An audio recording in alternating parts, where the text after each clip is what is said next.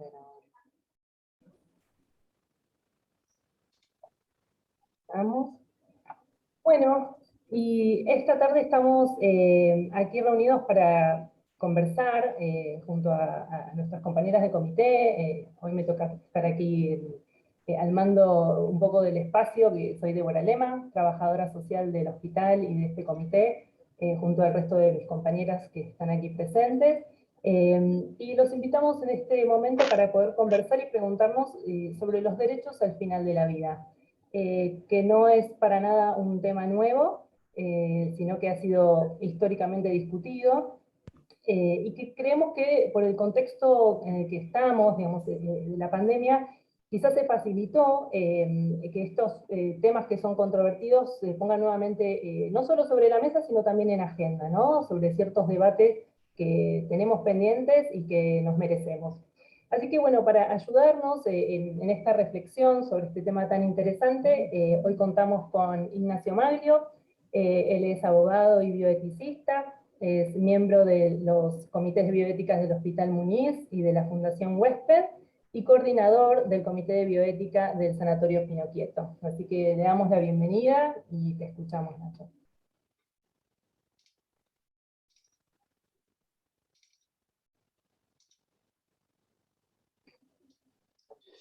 Bueno, Débora, muchas gracias. Quería chequear si estás viendo, y si me escuchas, si estás viendo mi presentación. Sí, perfecto. Sí, perfecto. Genial, muchas gracias. Bueno, agradecerles a Maru, a Laura, a vos, Débora, también por la presentación. Para mí es realmente un placer y un lujo poder compartir esta actividad promovida por el Comité de Bioética de nuestro hermano Hospital Argerich. Y para mí digo que es un placer y un lujo porque hace años venimos bregando por una bioética puesta en acción comunitaria, por una bioética colectiva, que deje de estar encerrada, ¿no? en salones o en academias o en congresos para abrirse a la comunidad y para que tenga posibilidades de uso. Bioética con posibilidades de uso es simplemente bioética en acción, es decir, bioética que pueda servir para ayudar a reflexionar críticamente, colectivamente, para que la bioética también pueda alimentarse de esos saberes colectivos, de la presencia de la comunidad. Si no, hablamos de una bioética renga, ¿no? Así que por eso renuevo mi agradecimiento. Y desde este lugar yo quiero comenzar un poco por el final, aunque parezca medio una locura, ¿no?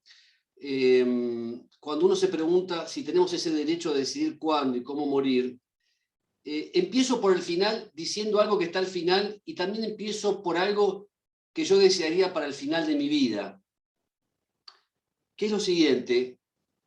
Yo les diría que quiero morir de mi propia muerte, no la de los otros, no la que quieran imponerme, no la de los médicos, no la de los hospitales, no la de los escribanos, y mucho menos la de los jueces. Quiero morir de mi propia muerte. Y en esto consiste, de alguna forma, este derecho tan esencial que tenemos, y que les adelanto que tenemos el derecho, claramente. Este interrogante yo lo contesto en positivo. Cada uno de nosotras, de nosotros, no tuvo la posibilidad de elegir dónde, cómo y cuándo nacer. Pero no tengo ninguna duda que cada uno de nosotras y nosotros tenemos un derecho a decidir cuándo, cómo y dónde morir. Sobre todo, y también pensando, ¿no?, que aquel sueño tradicional, ¿no?, como decía Jonah Hepp, de la salud pública, de que todos tengamos una vida larga y saludable seguida de una muerte rápida, ¿no? Y este sueño está aún lejano. Inclusive muchas veces me pasa que yo lo charlo con amigos o con amigas y todos me dicen, mira, yo preferiría morirme rápido mientras duermo y ya está, y que pase rápido. Y yo la verdad que no, yo preferiría que la muerte no me tome desprevenido. Yo preferiría que en ese momento tenga la oportunidad para repensar mi vida, para darle sentido también a una vida vivida. Que la muerte sea una gran ocasión también. Quizás la muerte todos sabemos que no tiene explicación, pero sí puede tener un sentido. Y uno de los sentidos, digamos, trascendentales del morir y la muerte es darle justamente un sentido a lo vivido, ¿no? Pero no hablamos de esto. Por eso me parece que es inquietante esta propuesta del Argerich y de todas las compañeras y los compañeros del Comité de Bioética de abrir a la comunidad estos espacios, porque no lo hablamos dentro del hospital, pero tampoco lo hablamos afuera del hospital. A pesar de que somos la única especie que sabemos que vamos a morir. E inclusive sabemos que la mayoría de nosotros no va a morir rápido, como decíamos antes, mientras dormimos una siestita, sino que vamos a morir luego de ese proceso que se denomina cronicidad avanzada, de fragilidad, y en donde tampoco, sabiendo esto, tomamos decisiones anticipadas, ¿no? Las famosas directivas anticipadas o decisiones. Tomamos decisiones sobre qué vamos a hacer con el coche, con el perro, con la casa, con la guitarra y con los libros. Pero nunca tomamos decisiones sobre lo que queremos que se haga con nuestro propio cuerpo, ¿no? Sobre todo cuando es probable que no estemos en condiciones de tomar decisiones en ese momento. Por eso yo decía al comienzo que yo no quiero que nadie tome decisiones por mí, ¿no? Porque he visto también el sufrimiento de muchas familias y seres queridos cuando no le han permitido a esos seres queridos poder irse en paz a tiempo y prevenir unas agonías que se transformaron en un sufrimiento inconmensurable, ¿no? Y también uno siempre es una especie de Salieri de Borges, ¿no? Cuando él decía, seguro de mi vida y de mi muerte, miro a los ambiciosos y quisiera entenderlos, ¿no? La muerte es vida vivida, la vida es muerte que viene. Y entonces lo que nosotros vemos de alguna forma es este proceso, que es un proceso relativamente reciente de la cultura, ¿no? Hay un enclavamiento antropológico que nos obliga por decirlo de alguna forma simbólica, a enterrar la muerte, ¿no? A no vivir esa muerte, a que la muerte no sea vida vivida, a que la muerte sea permanentemente ocultada. Entonces, tenemos, y la pandemia de alguna forma también exacerbó esto, ¿no? Y puso en evidencia esa angustia en los ritos de despedida. Los velorios express, mientras más rápido mejor. Yo siempre me pregunté, y ahora me lo pregunto, ¿por qué se usan lentes oscuros cuando uno está en un velorio? Es como que no nos permitimos ver las lágrimas y reconocer que es un sentido fundamental, una etapa necesaria para poder duelar de buena forma las despedidas con tristeza, con lágrimas, ¿no? Hacer que el difunto o la difunta no parezcan muertos, ¿no? El famoso maquillaje cadavérico, ese embellecimiento tanatológico, ¿no? Donde vieron que a los cadáveres los afeitan, los ponen traje, los ponen lindos, para que no parezcan muertos, ¿no?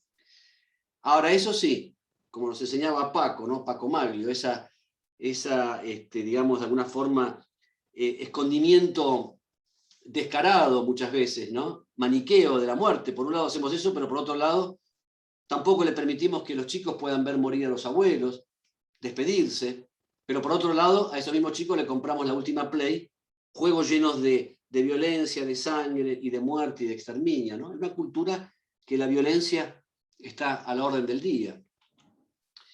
Y también uno tenía expectativas de que médicas y médicos jóvenes también pudiesen entender que la muerte no es un fracaso o una derrota para la medicina, sino que es una parte sustancial de la vida y que en la muerte hay mucho que hacer, no es que no hay nada más que hacer, ¿no? Y allí veíamos algunas encuestas que a mí me ilusionaron, donde médicos jóvenes, la mayoría de ellos, fíjense, 9 de cada 10, habían dicho que ellos optarían por no recibir reanimación al final de la vida. Pero lo lamentable cuando uno observa estos estudios es que, más allá de lo que ellos pensaban, con relación a los pacientes, hacían otra cosa distinta. No se permitían adecuar el esfuerzo terapéutico o permitir que esa gente muera con dignidad, ni mucho menos aún asistirlos para que mueran, ni eutanasia ni suicidio asistido. Y uno aquí claramente lo que ve son estrategias a las cuales todos sufrimos de deformación profesional. Entonces, profesionales, trabajadores de la salud, entrenados en el arte de curar, pensamos que la muerte es un fracaso. Abogados, entrenados en el litigio, no sabemos qué hacer con la paz. Por eso las mediaciones fracasan. Entonces, este es un fracaso claramente de las directivas anticipadas, donde seguimos viendo, lamentablemente, en aquellos países donde se hacen estadísticas, que la gente sigue muriendo en los hospitales, sometidos a tratamientos innecesarios, ineficaces, atención fragmentada, y en donde también vemos que este ocultamiento, esta prolongación innecesaria de la agonía, es un tema también de justicia en términos de equidad. Fíjense ustedes, el 40% de los ingresos, de los presupuestos, se gastan en los últimos 30 días de vida de las personas. Y esto claramente es inequidad absoluta, ¿no? Entonces, hablemos de derechos, ¿no? Tenemos derecho a decidir cuándo, cómo y cuándo morir. Sí, porque la ley de alguna forma lo establece.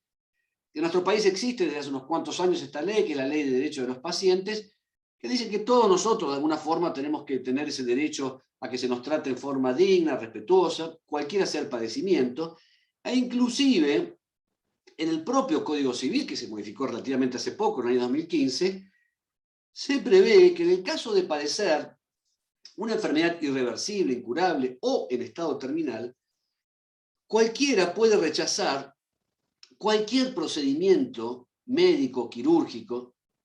Acá es muy importante porque se incluyó la hidratación y la alimentación también, y ahora les voy a explicar por qué. Cuando, desde acuerdo a nuestra propia perspectiva, en el ejercicio pleno de nuestra autonomía, consideramos que esos procedimientos son desproporcionados o extraordinarios. Y acá dos reflexiones importantes que a veces pasan desapercibidas. No es necesario padecer una enfermedad terminal o que nos quede poco de vida, porque fíjense que está la interjección o enfermedad irreversible, incurable o terminal. Es decir, que el rechazo a cualquier tratamiento médico se puede hacer en cualquier momento de padecimiento de una enfermedad. Esto en primer lugar.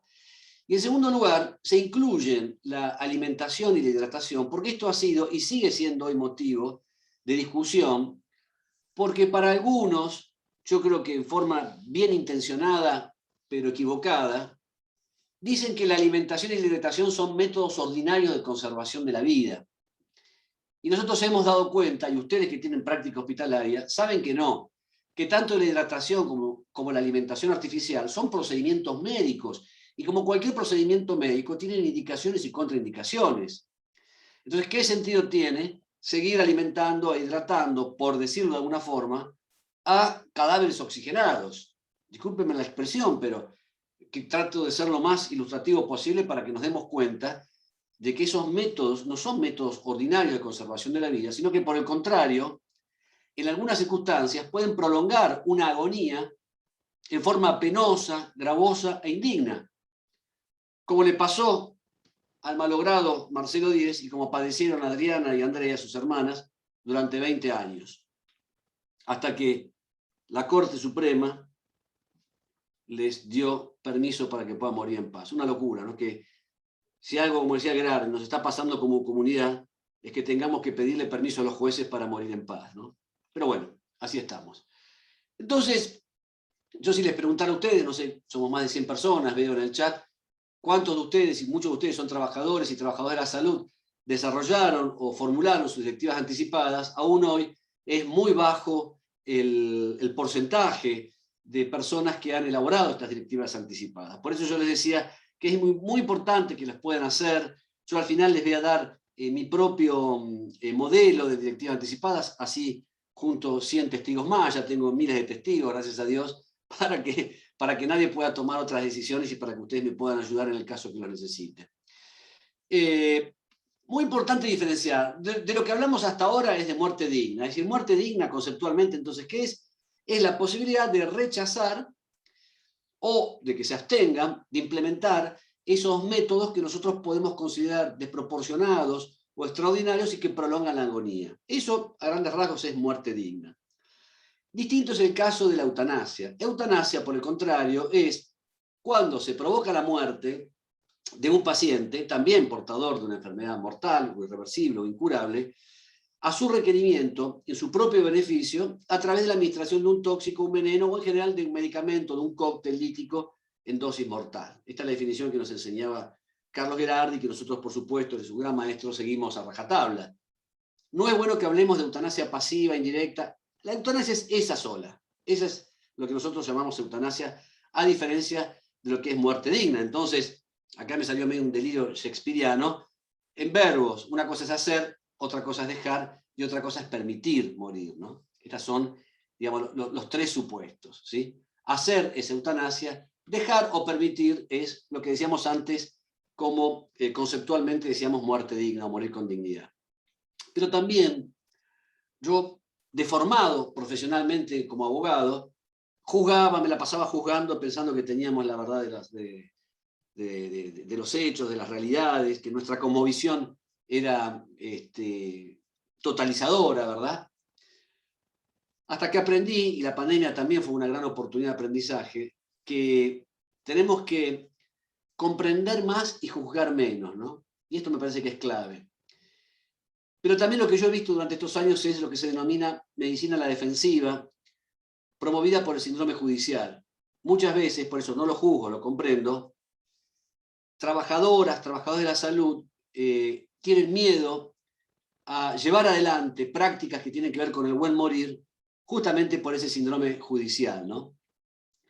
Y a mí me gustó mucho Beckett, ¿se acuerdan el autor, literato y el dramaturgo? Fíjense él que bien pintaba esta escena, ¿no? Y cuando no pueden ya digerir, les meten un tubo en el esófago o en el recto y les entonelan papilla vitaminizada. Se trata de no tener un homicidio sobre la espalda, ¿no?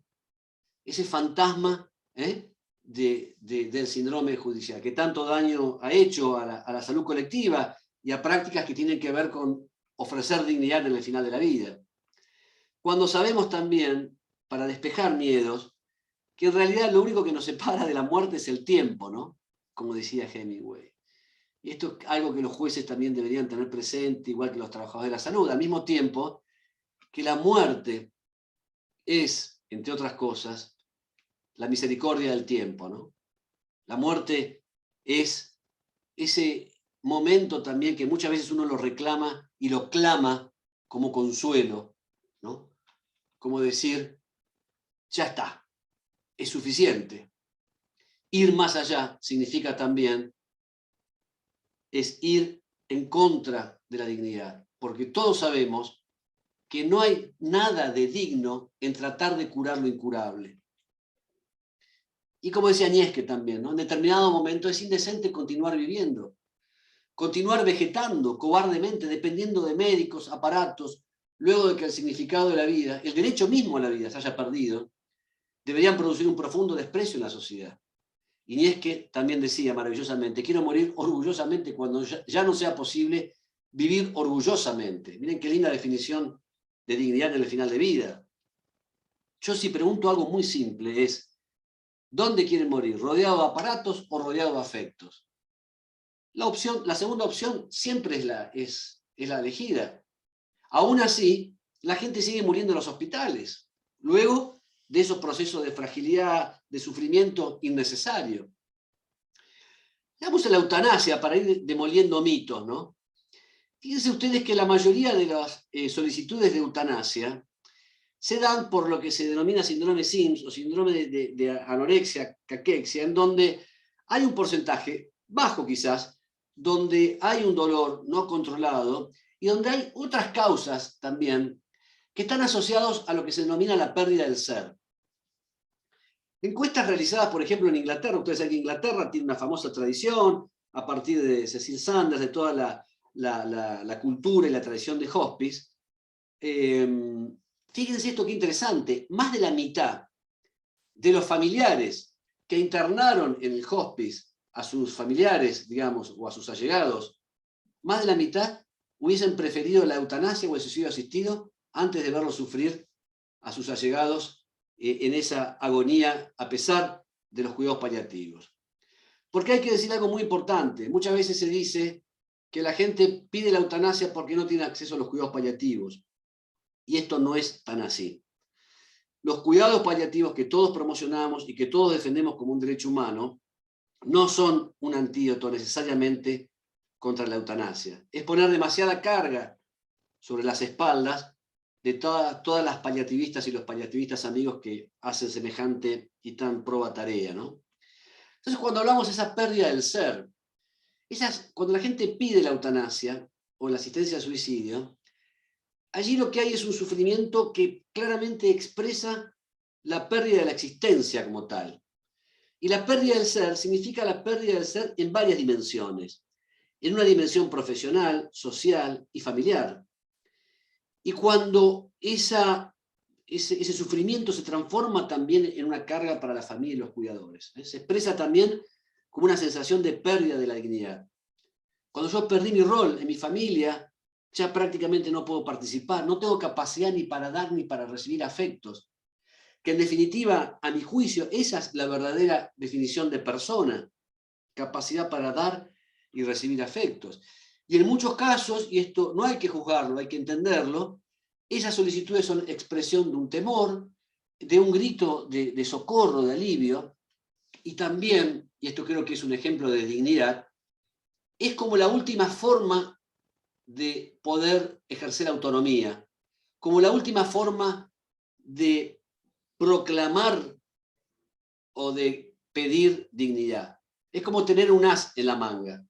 Es la posibilidad que nuestra propia muerte se transforme en esa oportunidad de ejercer un control cierto sobre mi vida, cuando perdí el control sobre todas otras posibilidades existenciales y de comunicación en el medio.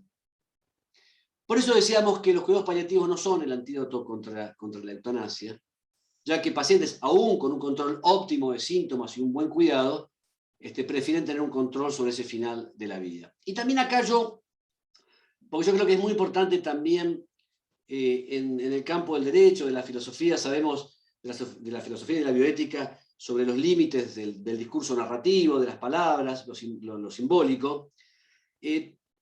Tanto la eutanasia como el suicidio asistido tienen una connotación negativa. Y esto a todo el mundo, esto surge claramente, ¿no? Hasta desde un nivel de percepción intuitivo. Suena mal, eutanasia, suicidio, y también, esa expresión adelantamiento de la muerte, ¿no? Suena también como la cosa del homicidio, eutanasia, suicidio, y también hay una suerte de prejuicio no solamente moral o religioso, sino también psicológico, ¿no? Como que el suicidio siempre es una noxa psicopatológica, a pesar de que sabemos que hay suicidios altruistas, suicidios de todo tipo, ¿no? Entonces, para evitar esto, en realidad lo que diferencia la eutanasia del suicidio médicamente asistido es el operador. En un caso es un médico, una médica, en otro caso es uno mismo, ¿no? Esa es la diferencia sustancial. El que opera el acto de terminar con la vida. Yo prefiero, así como en algún momento también la palabra aborto genera desde lo simbólico una carga negativa, y preferimos hablar de interrupción voluntaria del embarazo, yo promuevo, ahora que hay algunos proyectos de ley, como el proyecto de ley Alfonso, hablar de interrupción voluntaria de la vida, ¿no? Interrupción voluntaria de la vida creo que es un término que ayuda mucho más a poder comprender este sentido del derecho a morir.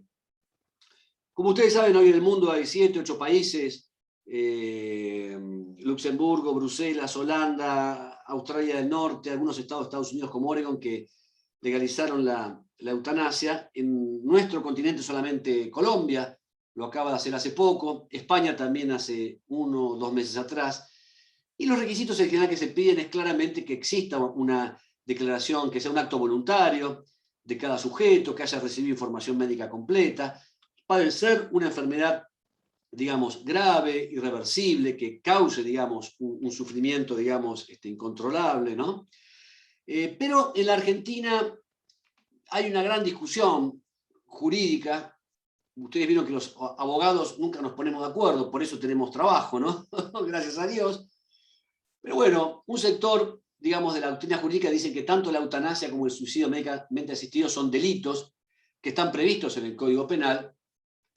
Pero recientemente, a partir de la doctora Ciruzzi, nuestra querida amiga Susi, empezamos a comprender que en realidad el derecho a la interrupción voluntaria de la vida, eutanasia o suicidio, no serían delitos, porque se trata de una indicación médica, donde hay, fundamentos médicos en donde no hay tratamientos disponibles, con una decisión autónoma de cualquiera de nosotros, soportadas en un derecho constitucional, y donde no hay un hecho antijurídico, porque no estamos jorobando a nadie, por decirlo con claridad, artículo 19 de la Constitución Nacional. Entonces, esta expresión, esta corriente, digamos, del derecho penal, liderado por Susana Ciruzzi, establecen que no hay ni antijuricidad ni atipicidad porque no es un delito que estaría previsto en el Código Penal. De manera tal que uno lo que puede sostener es que, como plantea Susana, bueno, pero no es que llévate un revólver en la mesa de luz y pegate un tiro, como decía Escotado.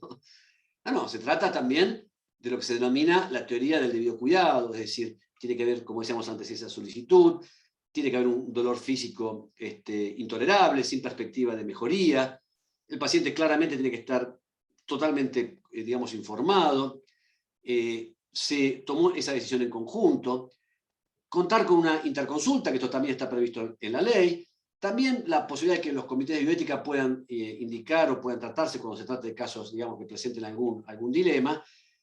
En los casos de los niños y adolescentes hay en principio consenso que el procedimiento a partir de los 16 años, ustedes recuerdan que el Código Civil estableció esta categoría del adolescente en salud, es decir, que a los 16 años, en aquellas prácticas que tienen que ver con el cuidado del propio cuerpo, podrían tomarlas, y también dar lo que se llama el periodo, que en alguna legislación, como en España y Holanda está previsto, un periodo de reflexión o para repensar la medida entre que uno pide, digamos, la interrupción voluntaria de la vida hasta que efectivamente se hace. Veamos algunas perspectivas religiosas, que esto a mí también me interesa, porque inclusive yo como cristiano, católico de confesión y de misa dominical, tenía también algunas dudas, hasta que empezando a leer un poco me di cuenta que yo quiero creer en un Dios del Evangelio que nos deja espacios más amplios para dar sentido de dignidad en los finales de la vida, ¿no? Y yo pienso qué Dios piadoso puede haber en promover eternamente sufrimiento desmesurado, ¿no?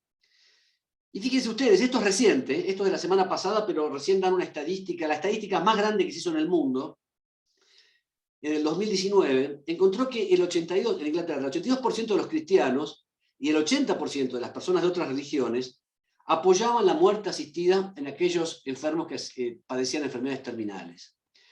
Y estos mismos autores, tanto católicos como judíos, a pesar de que el eclesiástico no es un canon para la religión judía, pero sí lo tienen, digamos, presente, lo tienen estimado, ya el eclesiástico decía, la muerte es mejor, fíjense ustedes qué tremendo, la muerte es mejor que una vida miserable y el descanso eterno que la enfermedad crónica. Y cuando se predica este principio de la santidad de la vida, estos mismos autores, un obispo y un rabino, fíjense qué interesante, decían ellos, creer en la santidad de la vida no significa creer en la santidad del sufrimiento o ignorar los pasos para evitarlo. La agonía no tiene nada de santo. Si Dios es eternamente bueno, yo creo que Dios no nos quiere ver sufrir, ¿verdad? Salvo aquellos, pero esto ya desde la ética es un deber supererogatorio, que sufren y que ofrecen su sufrimiento a Dios, ¿verdad? También es muy importante para establecer lo que se denomina la adecuación del esfuerzo terapéutico o los métodos extraordinarios o desproporcionados en medicina, establecer cuándo nos morimos. Yo digo esto y deben estar todos mirándome diciéndome, Nacho, ¿qué te tomaste antes de dar la charla? Pero parece ser que no hay tanta certeza sobre cuándo nos morimos. Sobre todo cuando yo sé, ahí tenemos ya 120 personas, yo sé de qué se van a morir cada uno de ustedes. Yo les deseo una larga vida a todos, ¿no? Y a todas vivan una larga vida, pero yo sé que cada uno de ustedes se va a morir de un paro cardiorrespiratorio no traumático. Porque es lo que ponen todas las amigas médicas y médicos en los certificados de función. ¿Esto qué quiere decir? Todavía no somos conscientes de que hay una sola definición de muerte en nuestro país, que es la que está prevista en el Código Civil que reenvía la ley de trasplantes, que es la ley que es la muerte, los criterios de muerte bajo criterios neurológicos. Quiero recordar el artículo 23 de la ley. ¿Y esto por qué es importante? Porque esto nos marca un límite en cuanto a esa adecuación del esfuerzo terapéutico. Vamos a ir un poco más rápido, pero volviendo un poco a la reflexión desde las distintas cosmovisiones, desde las distintas morales y religiones.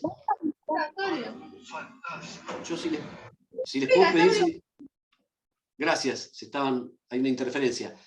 Les decía, desde esta perspectiva, esta es una foto que me regaló Carlitos Gerardi, nuestro gran amigo intensivista, de un libro de terapia intensiva que tiene 60 años desde que se inventaron cuando se inventaron las primeras unidades de cuidados críticos. Este primer libro, fíjense, habla de principios éticos en cuidados intensivos, nos muestran una imagen elocuente, ¿no? Tremenda, tragicómica, de una persona, podemos decir alguien que está allí, conectada a múltiples aparatos, donde el periodista le pregunta, señor Bax, ¿nos puede compartir con nosotros el secreto de su larga vida, hoy que cumple 200 años? ¿No? Y hoy seguimos viendo, ¿no?, esta suerte de mortificación de la medicina, esta suerte de prolongación innecesaria del morir, ¿no?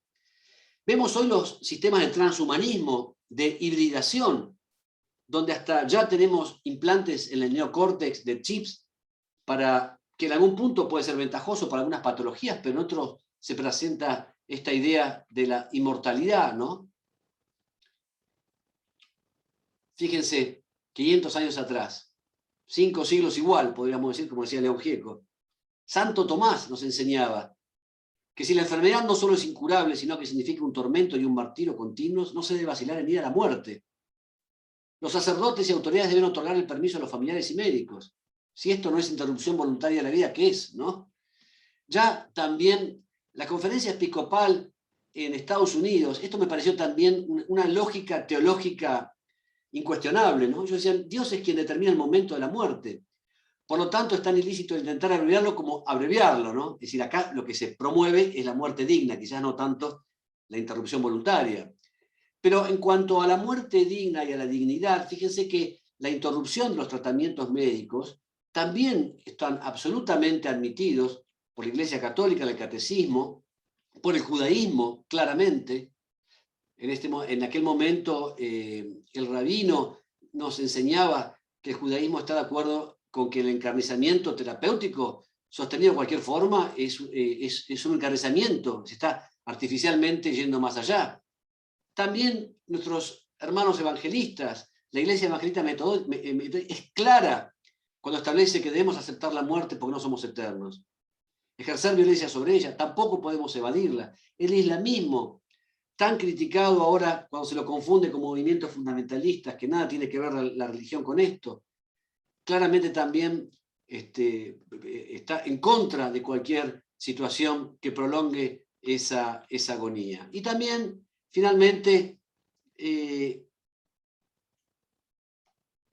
pensar que la muerte es un fracaso sigue siendo una suerte de mortificación para la medicina, donde damos explicaciones muchas veces innecesarias, donde justificamos y donde no escuchamos el deseo, las creencias y no respetamos las expectativas de ese paciente, porque pensamos que la gente porta un saber equivocado, ¿no?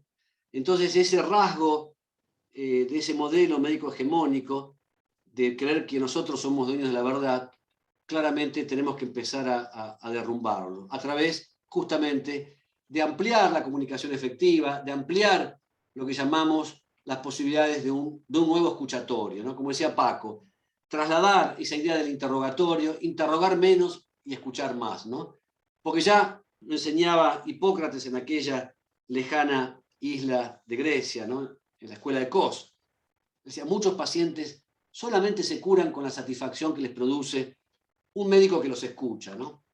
Entonces, para ir terminando, reconocer también la necesidad, recordar que los cuidados paliativos no son el antídoto contra la eutanasia, pero sí que son una necesidad impostergable para que todos los hospitales, hoy en el Hospital Muñiz, gracias a Dios, tenemos en forma incipiente, a través del equipo de cuidados integrales, a través de Juan José, de Cecilia, médicas y médicos paliativistas que nos han ayudado muchísimo en la pandemia para dar situaciones de confort y de alivio en los finales de vida. Pero de 30 hospitales que tenemos en la ciudad de Buenos Aires, no nos sobran los dedos de una mano para contar aquellos que tienen servicio de cuidados paliativos.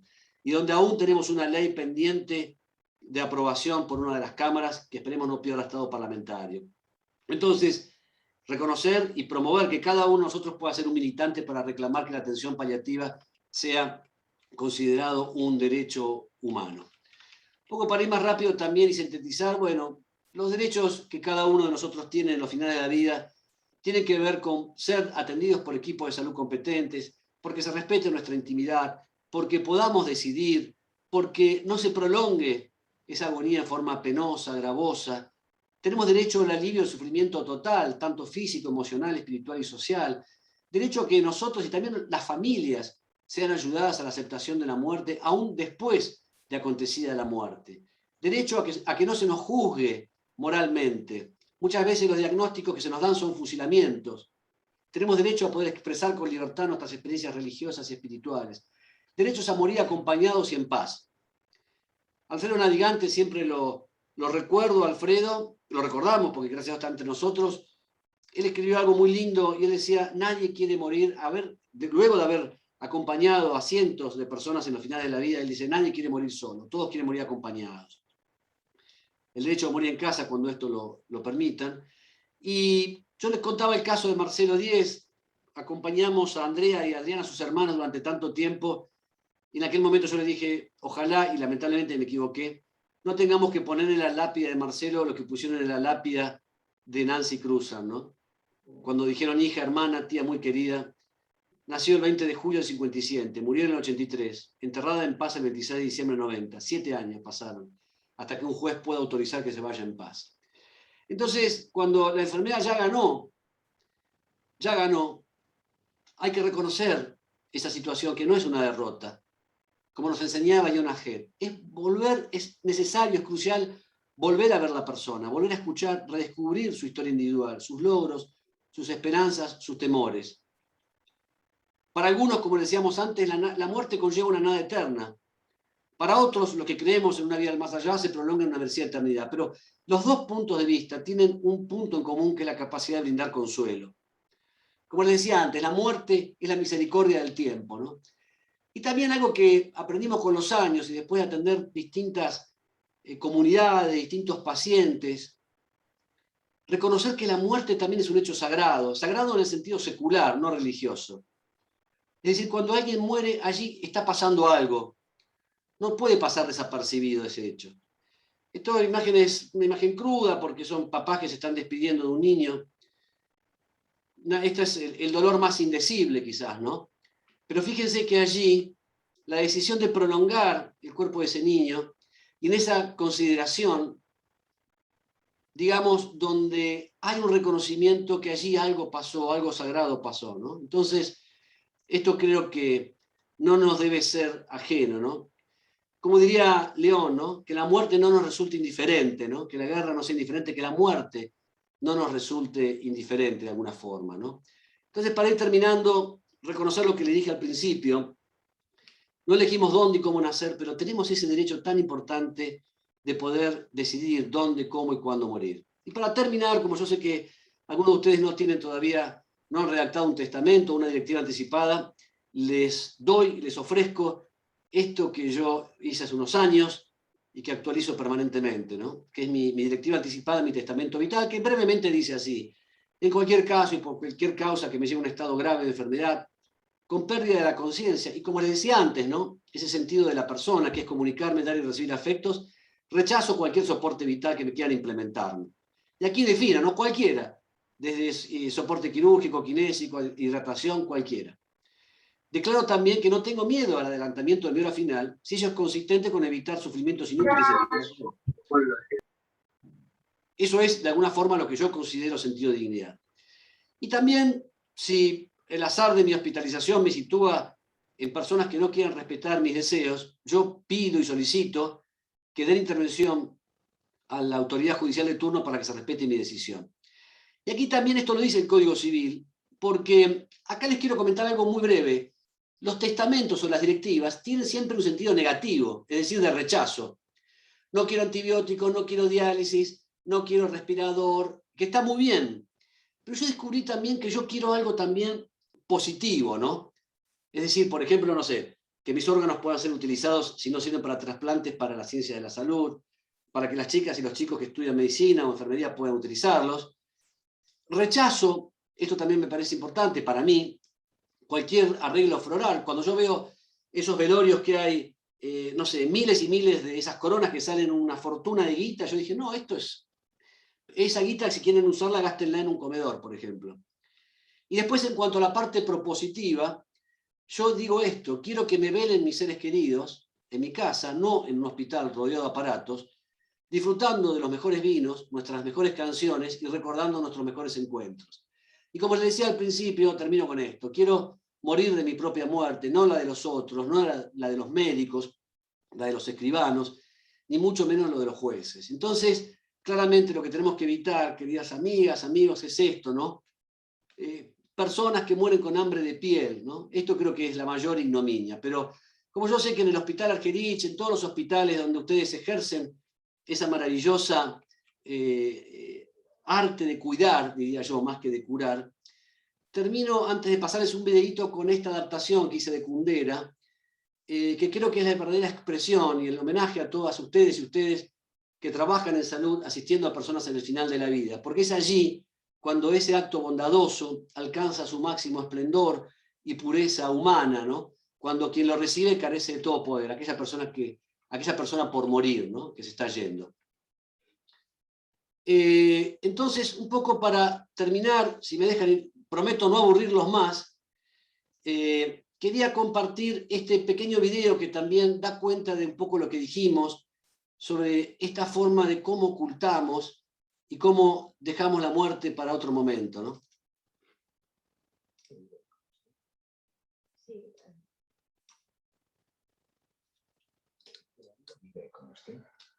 Sí, construye piscinas. Hoy está fuera. ¿Y usted trabaja en la universidad? Limpio la universidad de noche.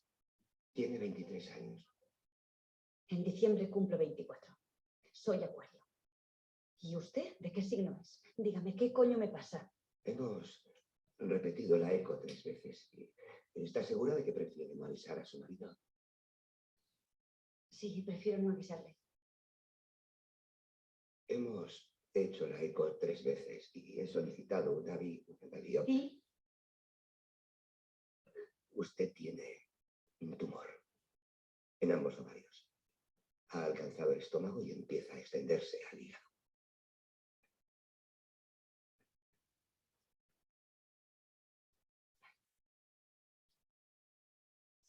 Va muy rápido, ¿no? Si usted tuviera 20 años más, el proceso tumoral sería mucho más lento e incluso podríamos operar, pero sus células son muy jóvenes, demasiado jóvenes, y me temo que no podemos hacer nada.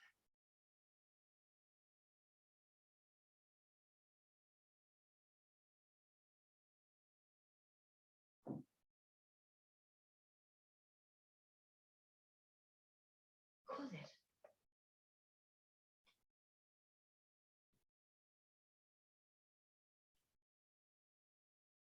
¿Cuánto? 2 meses, tal vez 3.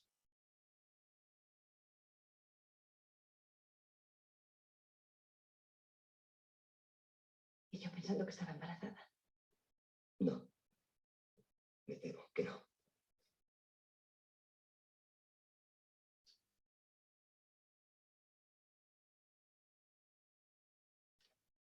Cuando se sentó a mi lado supe que era algo grave.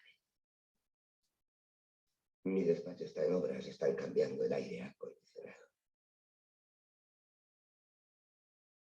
No, eso no es cierto. No soy capaz de sentarme frente a alguien y decirle que va a morir. Nunca he tenido fuerzas para. En el hospital empieza a comentarse. Su familia querrá consultar con otro médico para tener una segunda opinión. Alguien que me diga lo mismo, pero mirándome a los ojos.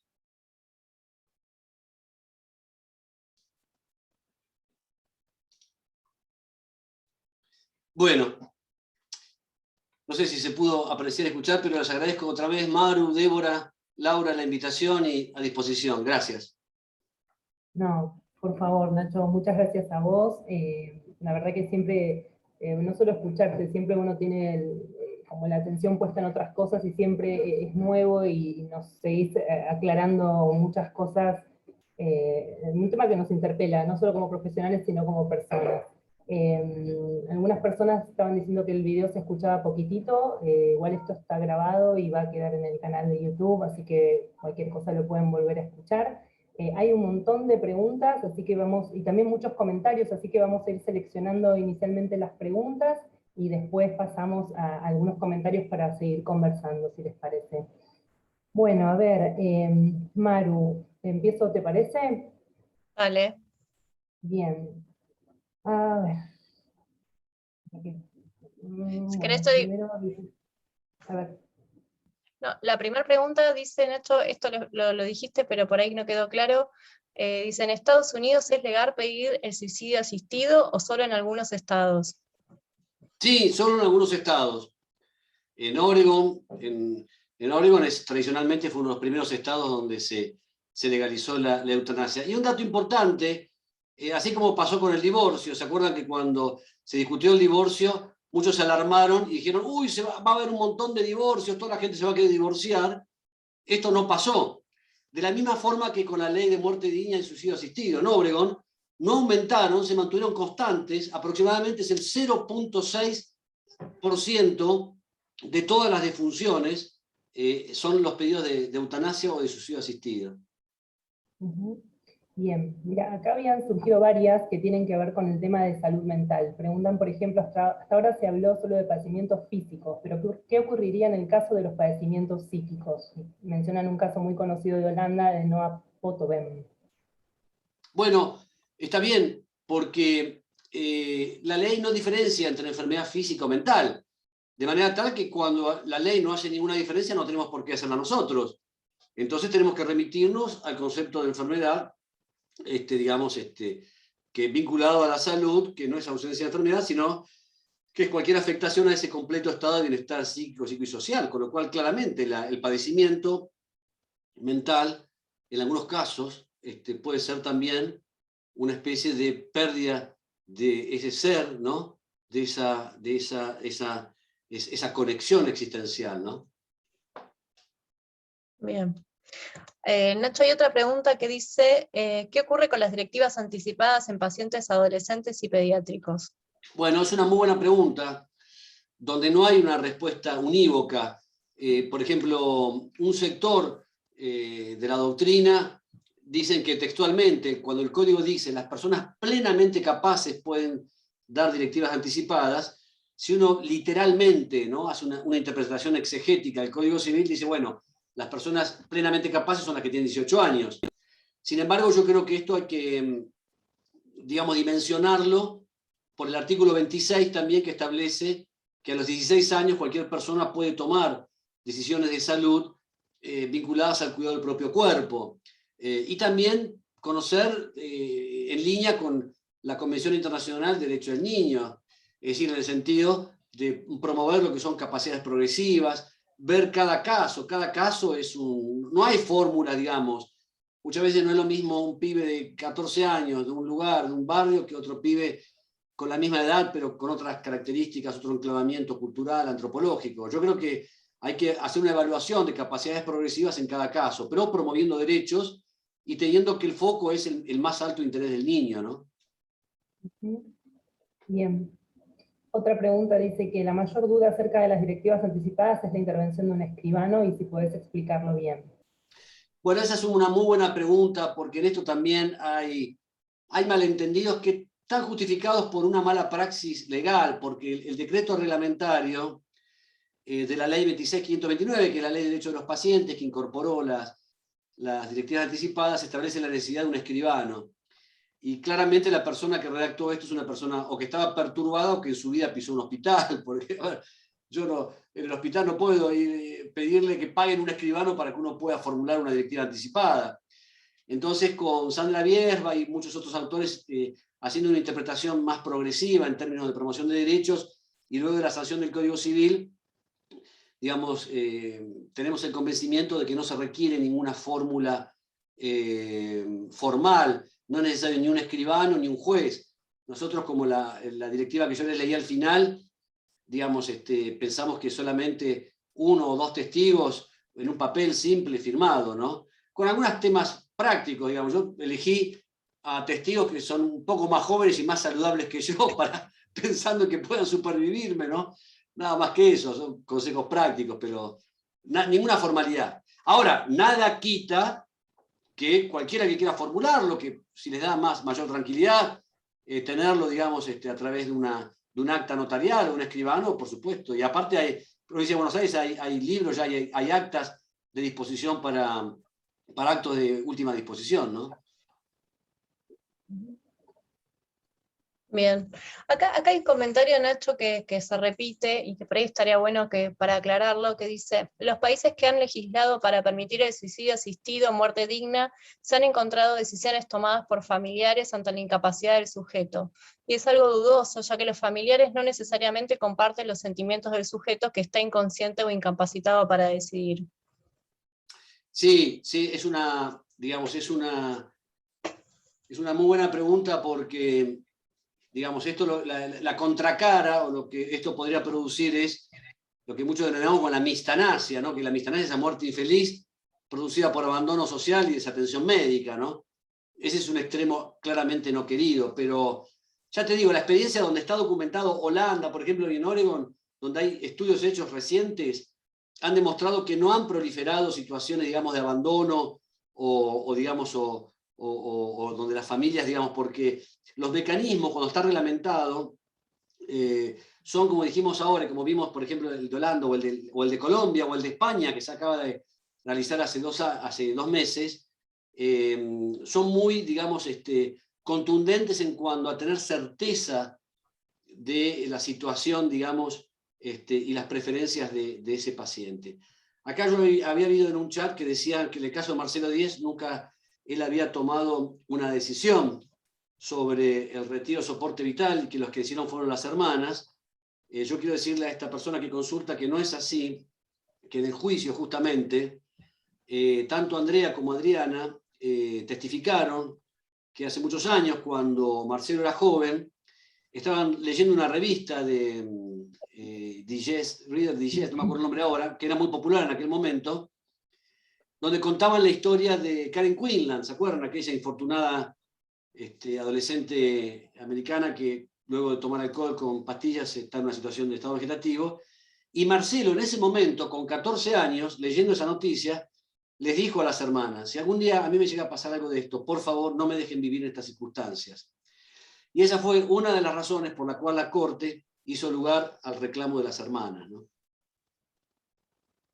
Bien, Nacho, acá Verónica pregunta, ¿si un argentino puede acceder a un suicidio asistido en algún país que lo tenga legalizado?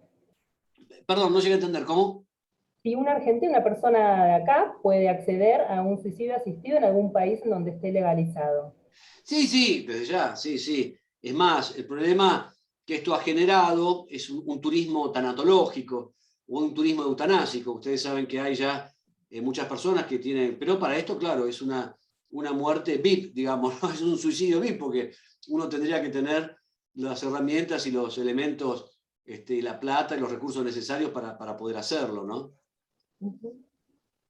Y en relación a eso también preguntan que qué opinás sobre el suicidio asistido en caso de síndrome depresivo.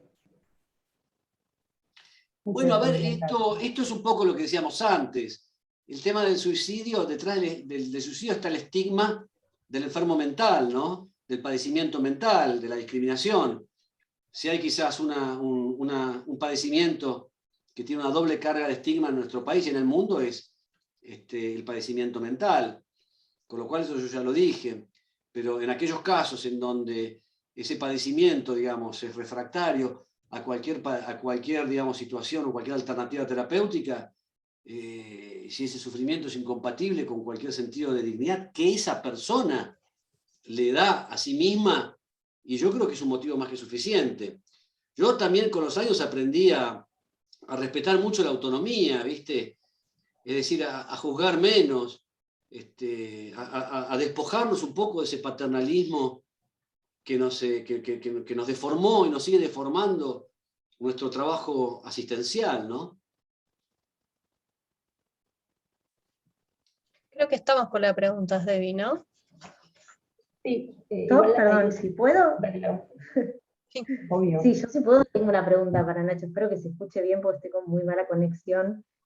Nacho, la parte, bueno, nos somos hace mucho, pero digo, la parte que a mí me interesa, sobre todo por lo que vos comentabas antes, es qué es lo que se puede hacer como también para hablar con la comunidad médica acerca de esto, y que no sientan, como vos decías al comienzo, que quizás acompañar a alguien en los últimos momentos de su vida es un fracaso a su deber de curar, de sanar, de mantener la vida a toda costa. ¿Qué se te ocurre a vos? Bueno, lo que se me ocurre es que hay que detonar los programas, las currículas de medicina y detonar el sistema de residencias médicas, que son dos sistemas que tienen aproximadamente 70 años y que lo único que hacen es seguir deformando. Pero discúlpenme que sea tan... yo digo que no me gusta juzgar, pero de alguna forma estoy juzgando. Digamos, en el sentido de cuando uno ve la currícula y dice, no, pero aprenden bioética, aprenden ética, pero yo creo que ese aprendizaje de esa bioética es una bioética más de barniz. Es decir, una ética que se usa nada más que para limpiar conciencias, sin frotarlas, por decirlo de alguna forma, ¿no? Donde no hay un sentido crítico en el ejercicio, un ejercicio crítico y hasta te diría político en el ejercicio de la profesión, ¿no? Porque quizás ética es saber ejercer el poder, ¿no? que detentan las distintas profesiones. Entonces eso creo que es clave. Yo le preguntaba a mi viejo, que se murió en 2017, y que fue un gran humanista. Yo le dije, papá, ¿en qué momento de la carrera te enseñaron a escuchar y a hablar? En ninguno. Le pregunto a Juan, a mi hijo que está haciendo la residencia de primer año, Juan, ¿en qué momento en bioética te enseñaron habilidades de escucha activa o de comunicación efectiva? Nunca. Entonces yo creo que esa es una gran asignatura pendiente. Ahí la veo a Analia Occhiusi, gran compañera mía, bioeticista de lujo, que está tapada, pero la vemos igual, directora del Comité de Bioética de la SATI, que tanto ha hecho durante la pandemia. Ella pregunta a quienes plantean el suicidio como acto de última libertad. Bueno, sí, eso lo dijimos, quizás no escuchaste esa parte, cuando hablábamos de la pérdida del ser y los requisitos de eutanasia, muchos planteaban que tanto la eutanasia como cualquier forma de interrupción voluntaria de la vida es como tener el as en la manga, ¿no? Es ese último sentido de poder ejercer ese acto, ¿no? Ese último sentido de dignidad, ¿no? Bien. Alguien también hace una pregunta que es interesante, porque dice, en mi hospital, y también respondiendo que había varias de salud mental, esta sería la contrapartida. Dice, en mi hospital hay un paciente que según salud mental está en su capacidad para decidir, entiendo que dice decidir, y dice que se quiere morir y no aguanta más, rechaza cirugías o tratamientos. ¿Qué podemos hacer nosotros, los médicos tratantes? Bueno, lo primero que hay que hacer es no llamar al psiquiatra pensando que la gente está loca, ¿no?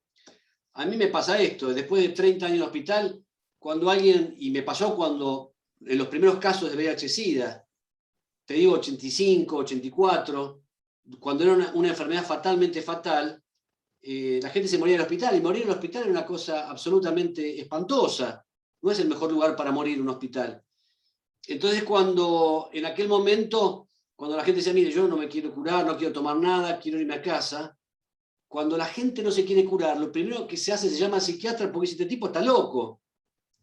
Porque aquí se parte de un presupuesto fáctico, de una plataforma fáctica y real, que constituyó formas de hacer medicina y formas de hacer derecho, que es pensar que existe un deber social de curarse. Y esto es verso. Nadie está obligado a curarse. El único límite que nos pueden poner para obligarnos a curarnos es cuando jorobamos a otras personas. Se da claramente en el caso de enfermedades infectocontagiosas frente al renuente que no se somete al tratamiento. El caso emblemático quizás es una tuberculosis activa, bacilífero, con una cepa multiresistente, pero en el resto de los casos, si yo no me quiero curar y me quiero morir, es tu vida, ¿me explico? Pero está muy, muy arraigado en el pensamiento normativo y en el pensamiento sanitario esto. Nacho, yo tengo una pregunta en realidad. En Argentina, ¿qué tan lejos estamos de la ley para legalizar la eutanasia? Digamos? Bueno, ¿Cómo lo ves? Está el proyecto de ley Alfonso, que está promovido por mucha gente de Córdoba. Por aquí vemos, gracias a Dios, que está el colectivo de eutanasia y muerte digna, y derechos no finales de vida. Me gustaría también que alguna de las amigas o los compañeros de la red puedan decir algo. Yo creo que estamos en un camino, así como la interrupción voluntaria del embarazo costó tanto y tanta movilización de tantas compañeras, ¿no?, que inundaron las calles de ese verde esperanza. Yo creo que en algún momento también, no muy lejos, vamos a poder hablar de interrupción voluntaria de la vida, y ya hay proyectos de ley, ya estamos avanzando en eso. Pero ahí veo que hay, Gabriela está levantando la mano, no sé si ustedes pueden verla también, y si le podemos dar voz. Dale. Creo, ¿no? María Gabriela. Sí. Ahí va, Laura. Hola, buenas tardes. Hola. Ah, perfecto, se me escucha. Sí, me presento, yo soy licenciada en enfermería, estoy especializada en cuidados paliativos y en salud mental. Realmente me llama mucho la atención lo que mencionaban recién con respecto a esto de que se toma casi como una obligación, más como un derecho del paciente a recibir un tratamiento, que casi en ciertas circunstancias algo como que se busca imponerle, lo que mencionaba el doctor recién. También como le tienen mucho este cuco de lo que mencionan de lo legal, o desde lo legal, que se busca la asistencia de un psiquiatra.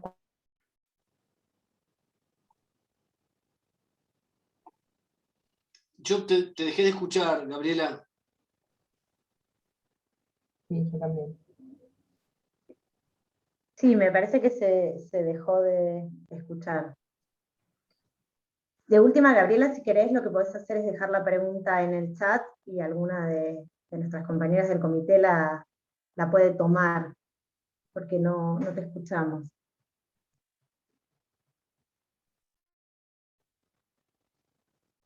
Bueno.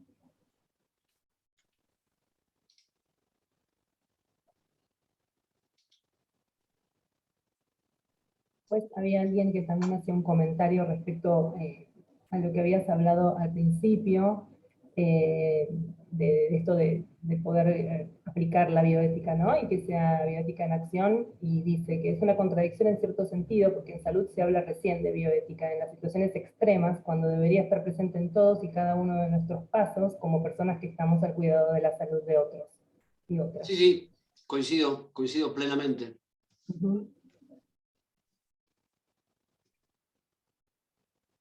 Puedo agregar algo que me parece como interesante, y sobre todo conociendo también los objetivos de nuestro comité y todo. Me parece que este es un tema que no solamente, y sé que Nacho está de acuerdo, atañe tiene que ver con la comunidad profesional en salud, sino que verdaderamente tendría que ser un tema que se empezara a trabajar a nivel sociedad, pero también a diferentes niveles educativos y dentro de las familias, de los grupos de amigues, porque me resuena mucho lo que decía Nacho al comienzo de su charla, de básicamente todos vamos a morir, y puede parecer una verdad de perogrullo, pero verdaderamente es, creo que, una de las pocas certezas que tenemos como seres humanos en esta vida, y que es parte de también lo que queríamos hacer con el comité, abriendo este debate, y por eso, Nacho, te súper agradecemos, de responder sobre todo un montón de preguntas que tienen que ver con cuestiones más legales, operativas, de historia, de como las decisiones al final de la vida en nuestro país. Y bueno, vamos a dejar, para quienes se conectaron más tarde también, grabada la charla para que la puedan ver. La vamos a publicar en unos días en nuestro canal. Pero sí me parece que una cosa interesante es, como señalaba Nacho, el ver las experiencias de otros países que están documentadas, porque la casuística, el decir yo conozco un caso en el que, muchas veces lleva como para un lado o para el otro de la discusión. Me pongo a favor o estoy en contra porque conozco un caso que... La realidad es que las experiencias documentadas de otros países en los cuales decisiones al final de la vida están reguladas desde hace mucho tiempo, muestran que con los mecanismos adecuados de protección no se producen las violaciones que a veces se advierte que se puede suceder. Con todo este miedo, ¿no?, como relacionado con el quitar la vida a personas dependientes o que quizás no pueden manifestar su voluntad. Y eso, como me parecía también destacable de lo que mencionaba Nacho en relación con la necesidad de empezar a pensar en estas cuestiones, que además son cuestiones que van a estar cada vez más presentes en nuestras sociedades envejecidas. Sí, sí, Totalmente, Laura, claramente. Creo que es un tema que tiene que ver con todos, ¿no? Con lo comunitario, con la vida de cada uno de nosotros. Y también lo que uno ha visto acá es esta excesiva medicalización, ¿no? Los procesos de medicalización de la muerte y del morir han sido, digamos, han terminado mortificando la propia medicina, porque han puesto en manos un tema biológico, que es la muerte, se transformó en un problema médico.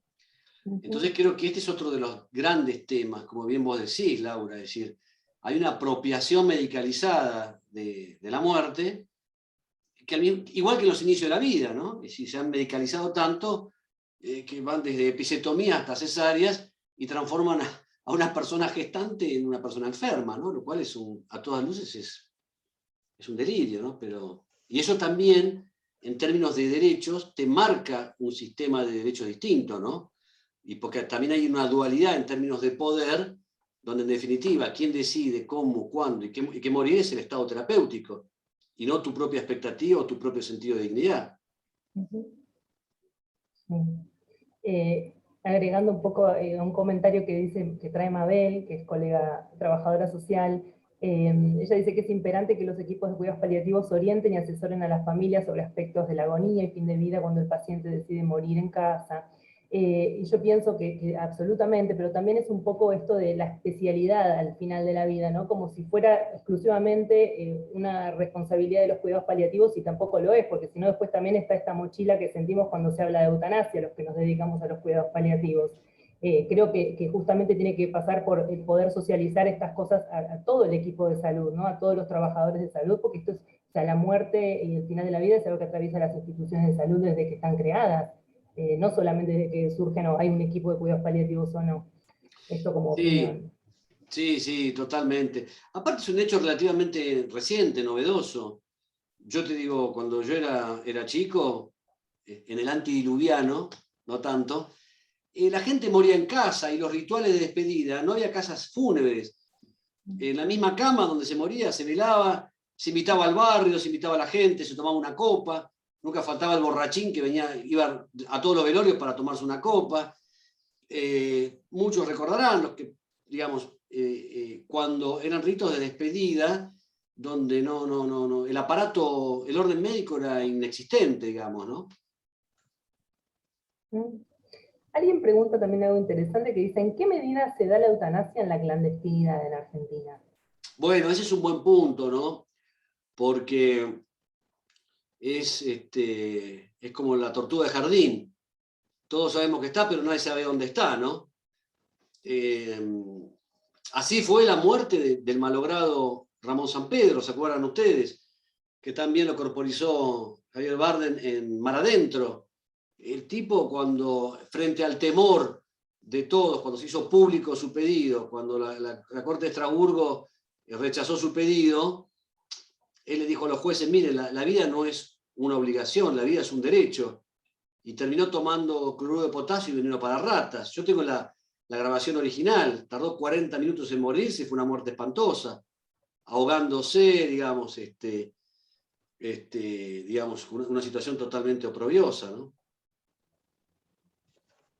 Yo creo que una buena manera de empezar a pensar en el cambio es esto, ¿no?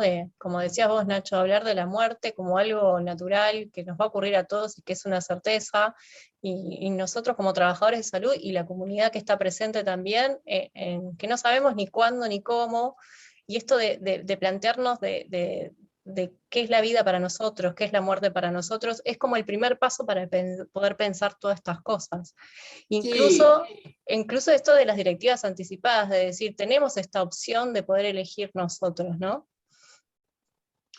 Sí, desde ya. Pero yo creo que no hay que juzgar, digamos, hay, como decía antes, ¿no? Hacer el esfuerzo, y creo que también este es un compromiso ético, ¿no? Comprender más y juzgar menos, porque al comprender más te brinda espacios más amplios para intervenir.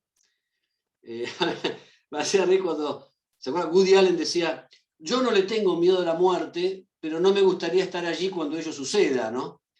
Entonces yo creo que él reflejó con mucho humor esta sensación colectiva, ¿no? De que morir es una mala costumbre, como decía Borges, ¿no? También, ¿no?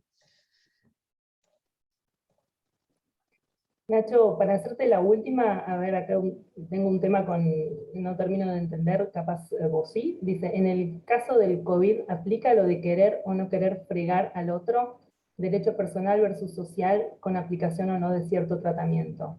No sé Sí, si sí, fregar. claramente. Bueno, por eso hay un montón de demandas, inclusive contra el presidente de la Nación también, que no han cumplido el aislamiento, porque el COVID justamente es un ejemplo donde la libertad individual, la autonomía cede frente a las posibilidades de propagar. Propagar va más allá de contagio, es una persona a otra. Propagación, como establece el Código Penal, el artículo 202 y otros, la propagación de una enfermedad de efecto contagiosa es un delito y claramente ahí, digamos, el COVID fue un gran ejemplo. Bien.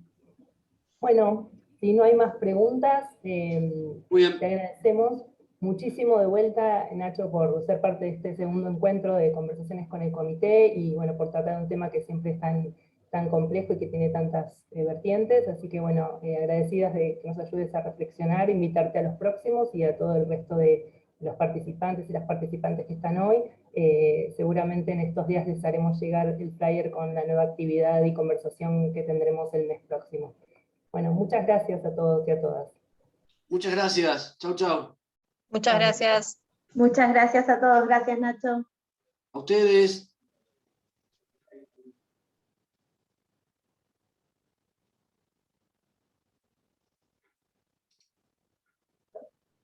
No.